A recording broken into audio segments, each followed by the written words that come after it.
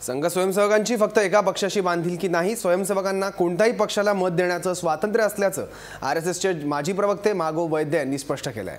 नागपूरमधल्या 10 वॉर्डमध्ये भाजप विरुद्ध संघ असा सामना होण्याची शक्यता आहे, त्यावर त्यांनी हे स्पष्टीकरण दिलं आहे। या संपूर्ण विषयावर मागो वैद्यांशी बातचीत केली आमचे नागपूर ब्युरो चीफ गजानन उमाटे यांनी।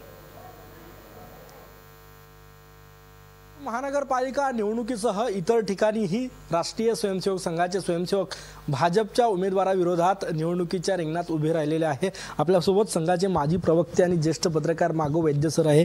सर, नागपुरात असं चित्र पाहायला मिळतं की संघाचे स्वयंसेवक जे कट्टर स्वयंसेवक आहे ते भाजप उमेदवारांच्या विरोधात पॅनल टू पॅनल उतरवत आहे, काय सांगणार?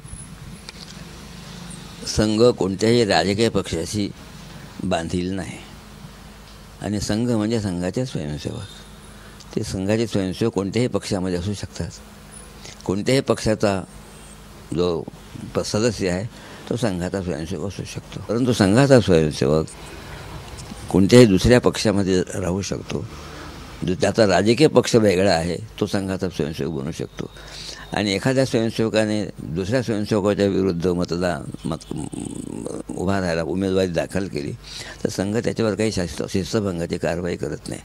आजपर्यंत संघाच्या 90-91 वर्षाच्या इतिहासामध्ये संघाने कुणावरही शिस्तभंगाची कारवाई केलेली नाही।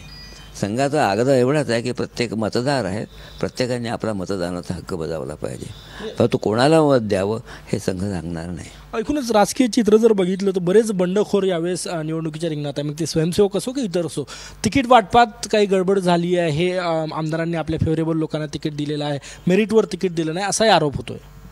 आरोप कोणी काही करू शकतात, ज्याला तिकीट मिळाले नाही तो आरोप करणार, तेव्हा याच्यामध्ये नवल काहीच नाही। गुन्हेगारी पार्श्वभूमीचे उमेदवारांना तिकीट दिलेले आहे बऱ्याच भागात, नागपूरमध्ये सुद्धा झालं आणि शिवसेनेकडनं सतत आरोप होतोय की गुन्हेगारांना आश्रय देण्याचं काम भाजप सध्या करत आहे।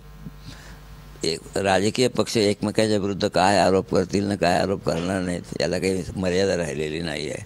तेव्हा यासंबंधी या आरोपांचा काय विचार करायचा आणि त्याला किती मान द्यायचा त्या आरोपांना हे भाजपचे अधिकारी ठरवतील।